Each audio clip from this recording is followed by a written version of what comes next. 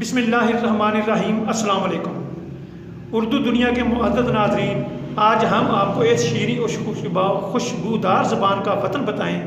کہ یہ کس وطن سے تعلق رکھتی ہے۔ اس کی وجہ تسمیہ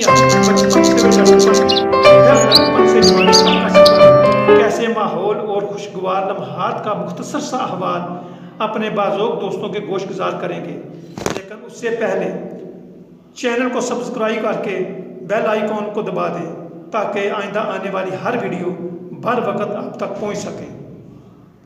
ناظرین گرامی، یوں تو اس زبان کی موجودگی کی گواہیاں ہمیں 6 سے 7ویں عیسوی سے بھی ملتی ہیں، لیکن باقاعدہ طور پر 16ویں صدی عیسوی عہد مغلیہ میں ہندوستان میں جنم لینے والی اردو زبان کی وجہ تسمیہ کے بارے میں شاید آپ سن کر حیران ہوں گے کہ اردو اس زبان کا لفظ ہے جس کا دراصل اردو سے کوئی تعلق نہیں، جو کہ ترکی سے لیا گیا ایک لفظ مستعار ہے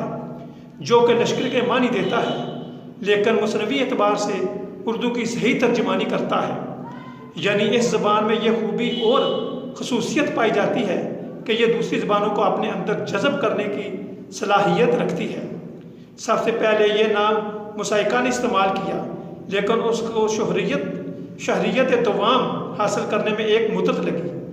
جبکہ اردو زبان کے لیے ہندوستانی اور دہلی زبان اور رنجیتا کا لفظ بھی نہ صرف صدیوں تک استعمال کیا جاتا رہا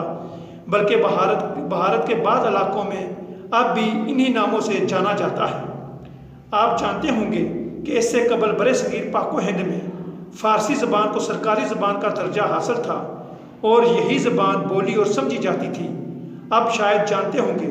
کہ فارسی اور عربی زبان میں بہت زیادہ مماثلت پائی جاتی ہے، اور یہی بات اردو کے حروف تہجی میں نہ صرف نمایاں ہے بلکہ اردو اور فارسی کو سمجھنے اور جاننے والے کہتے ہیں کہ اردو عربی اور فارسی کی تیسری بہن کا درجہ رکھتی ہے۔ تیزی سے اپنی عمر کے مراحل طے کرنے والی اردو 17ویں صدی کے اواخر میں اپنے لڑکپن میں قدم رکھ چکی تھی۔ یہ وہ زمانہ تھا جب برصغیر کے لوگ فارسی کی بجائے اردو کو پسند کرتے تھے، بلکہ شعرائے برادری نے بھی اسے پذیرائی دینا شروع کر دی تھی،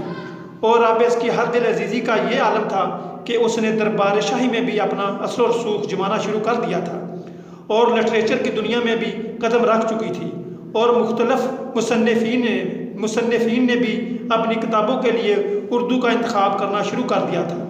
اگر ہم 18ویں صدی کے آخر اور 19ویں صدی کے اوائل میں جانچنے کی کوشش کریں تو ہمیں اردو کی بہت سی ایسی اسلامی کتب ملتی ہیں جن کا تصوف قرآن یا مجموعی طور پر اسلام کو موضع سخن بنایا گیا ہے، اور آگے چل کر داستان، گوئی، افسانہ اور دیگر اصناف سخن میں سعادت حسن منٹو، منشی پریم چند، رجندر سلویدی، کرشن چندر، قرۃ العین حیدر، اسفند چغتائی، غلام عباس اور احمد ندیم قاسمی نے وغیرہ نے اور دیگر اصناف سخن نے بمایہ زمائی کرتے ہوئے اپنا نام کمایا۔ لیکن ناظرین محترم، صاحبان دانش جانتے ہیں کہ کسی بھی زبان کی کرین اس کی اعلیٰ کوالٹی اس کی شاعری سے ہی ملتی ہے، اور جب ہم اردو کو اس کسوٹی پر پرکھنے کی کوشش کرتے ہیں تو ہم دیکھتے ہیں کہ 21ویں صدی کے وسط میں دیکھیں اور اس وقت اپنی جوانی کی بھرپور بہاریں دیکھ رہی تھی، جب مغلیہ دور کے آخری شاہ بہادر شاہ ظفر کے دربار میں اردو زبان کی شاعری کی روح رواں اسد اللہ خان غالب، محمد ابراہیم ذوق سودا اور بعد ازاں داغ دہلوی اور علامہ محمد اقبال جیسی قد آور شخصیات نے اپنا موضوع سخن بناتی نظر آئی۔ ناظرین کرام، ویڈیو پسند آنے کی صورت میں دوستوں کو شیئر کریں اور ہمیں اپنی راہ سے باخبر رکھیں۔